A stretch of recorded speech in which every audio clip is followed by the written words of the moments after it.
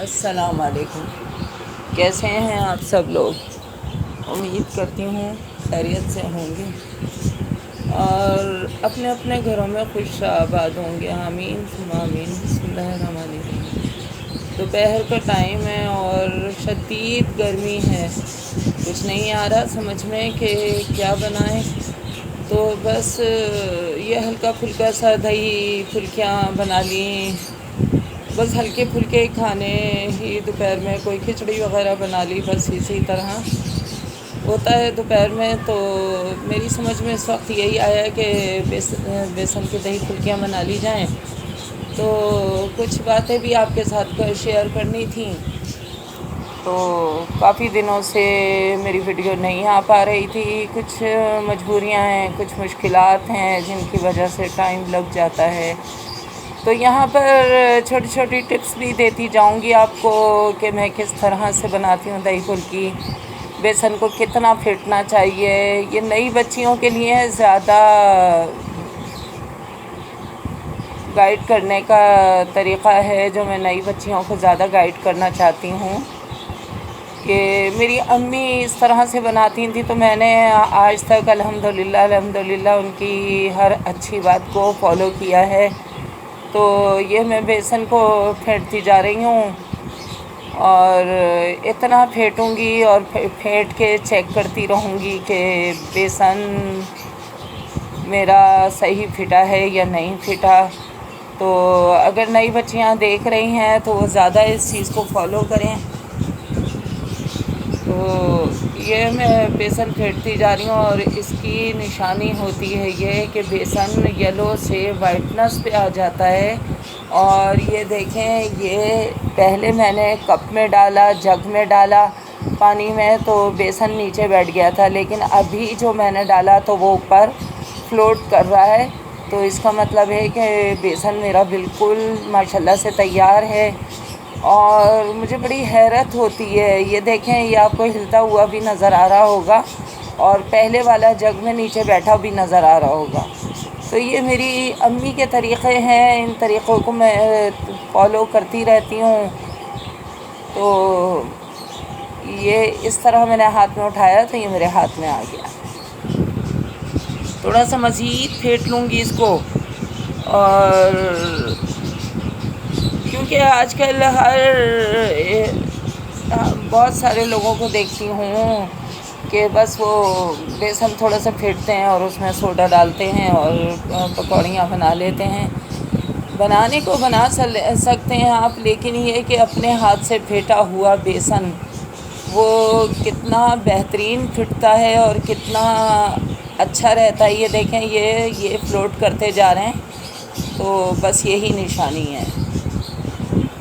تو یہ تو ہو گئی بیسن کی بات، اور یہ وداؤٹ سوڈا میں، کیونکہ یہ اس کی پھلکیاں بھی میں آپ کو دکھاؤں گی کہ یہ کس طرح سے پھولیں گی اور کس طرح اس میں جال پڑے گا، وہ بھی میں آپ کو دکھاؤں گی۔ تو نئی بچیاں اگر دیکھ رہی ہیں تو بیٹا ضرور فالو کیا کریں پلیز، کوئی اچھی بات بتانا بھی صدقہ جاریہ ہے، تو میری کوشش یہی ہوتی ہے۔ تو آپ دیکھ ہی رہے ہوں گے کہ بیسن یلو سے وائٹ پہ آ گیا ہے، تو یہ بہترین بیسن پھٹا ہوا ہے۔ تو کچھ باتیں بھی کرنی تھیں اس ویڈیو کے حوالے، اس ویڈیو کے تھرو ہی میں، اگر کوکنگ وتھ شبانہ اگر میرا یہ چھوٹا موٹا سا چینل کبھی دیکھتی ہیں تو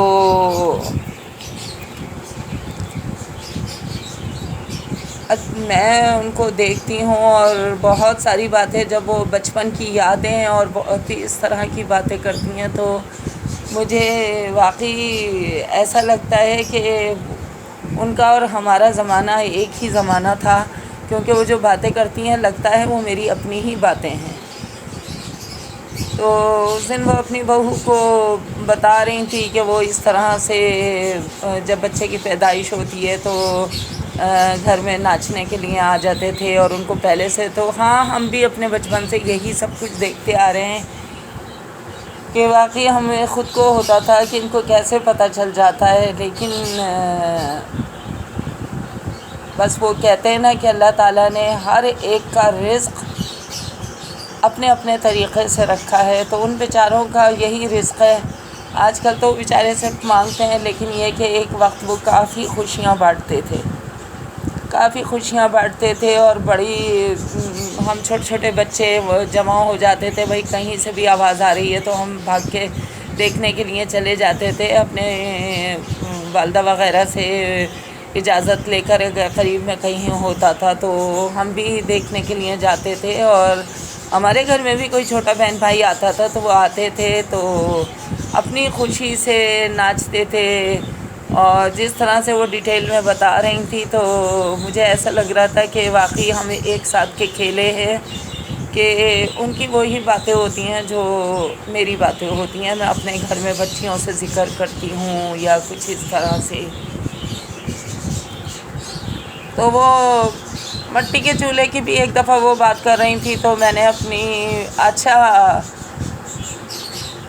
میرے ساتھ اتفاق ایسا ہوا کہ میں نے پہلے اپنی والدہ کو کرتے دیکھا، اپنی نانی کو کرتے دیکھا کہ وہ مٹی کے جو لکڑی والا چولہا ہوتا تھا، مٹی کا چولہا بنا ہوتا تھا، اس کو اتنا چمکاری ہوتی تھی، اور بڑی کھانا وانا پکا کے اس کو بڑی صفائی ستھرائی کے ساتھ اس کو صاف کیا جاتا تھا اور اس کو لپائی کی جاتی تھی۔ لیکن بس کبھی کبھی زندگی میں نے جب ہوش سنبھالا تو میں نے تو سوئی گیس وغیرہ ہی دیکھی، تو کوئی اتنی مشکلات کا وقت ہی نہیں دیکھا تھا۔ لیکن جب شادی ہوئی تو اتفاق کی بات ہے کہ جہاں میں شادی ہو کر آئی وہاں پر یہ سوئی گیس وغیرہ بھی نہیں آئی تھی، نئی پلاٹنگ تھی، تو ادھر بھی آئی تو میری ساس بھی لکڑی کا چولہا استعمال کرتی تھی، اور وہی جو پمپ والے چولہے ہوتے تھے ہمارے یہاں بھی ہوتا تھا، اور مطلب رشتہ داروں میں بھی ہوتے تھے، تو وہ زمانہ میں دیکھ چکی تھی۔ لیکن جب شادی ہو کر آئی تو مجھے دونوں ہی چولہے ملے یہاں پر۔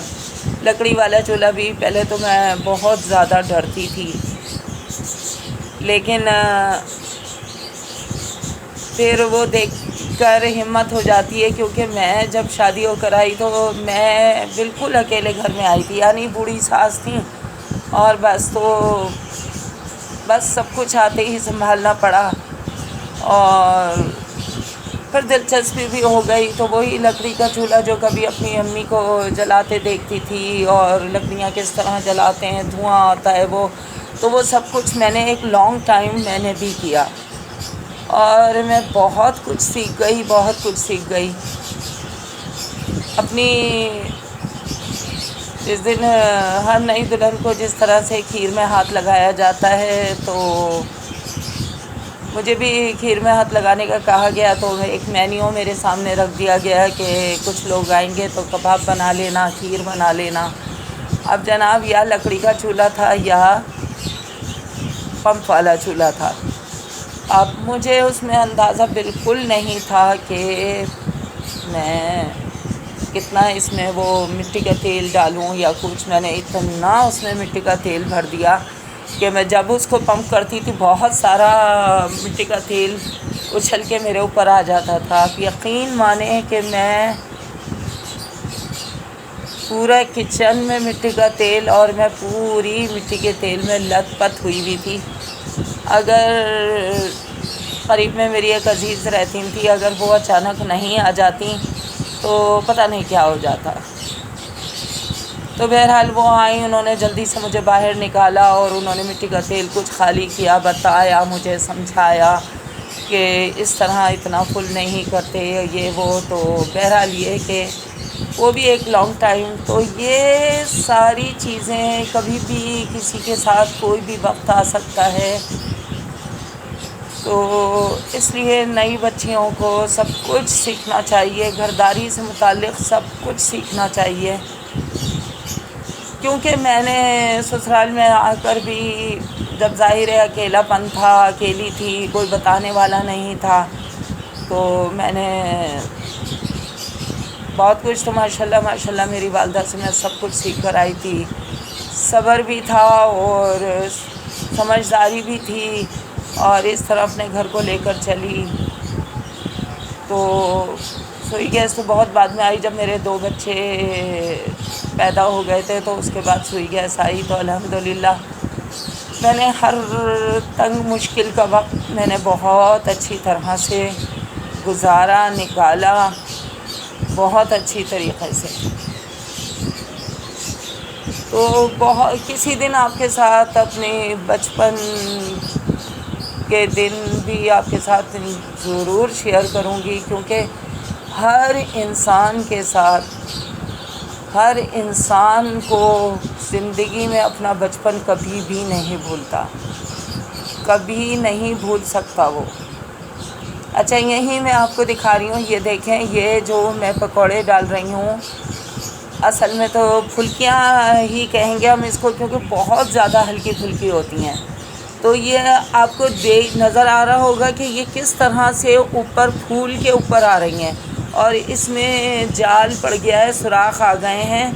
تو یہ وہی بہت زیادہ پھینٹنے کا نتیجہ ہے کہ جب بہت زیادہ ہم پھینٹتے ہیں اور اتنی پھٹائی کرتے ہیں اور پانی میں چیک کرتے ہیں، اگر پانی میں اوپر فلوٹ ہو جاتا ہے تو یہ سمجھ لیں ہمارا بیسن بہت اچھی طرح سے پھٹ چکا ہے. تو پانی والے پکوڑے بنائیں یا دہی پھلکیاں بنائیں تو ہم اگر وداؤٹ سوڈا، ٹھیک ہے، آپ اگر اپنی آسانی کے لیے سوڈا ڈالیں تو کوئی ایشو نہیں ہے، لیکن یہ کہ میں یہ سمجھتی ہوں کہ آپ کو ہر بہترین کام آپ کو آنا چاہیے. یہ دیکھیں، آپ کو نظر آ رہا ہوگا کہ پکوڑیوں میں نا سوراخ بنے ہوئے ہیں، اور یہ اتنی اوپر اٹھا کے فلوٹ کر گئی ہیں، اور یہ یہاں بھی آپ کو نظر آئے گا. یہ اتنی موٹی موٹی پھول گئی ہیں، اور یہ وداؤٹ سوڈا ہیں.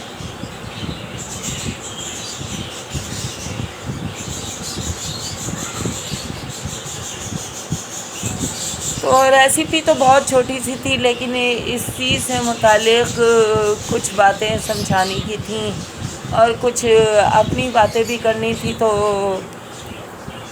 بس آپ سے یہی التماس کروں گی کہ پلیز میرے چینل کو سبسکرائب کریں، لائک کریں، شیئر کریں، اور پلیز میری مدد کریں. میرے چینل کو بہت لانگ ٹائم ہو گیا ہے، نہ سبسکرائبر آ رہے ہیں اور نہ میرا واچ ٹائم بڑھ رہا ہے. تو پلیز آپ لوگوں کی مدد ہی مجھے آگے لے جا سکتی ہے. تو ضرور میرے چینل کو پلیز دیکھا کریں. اللہ حافظ.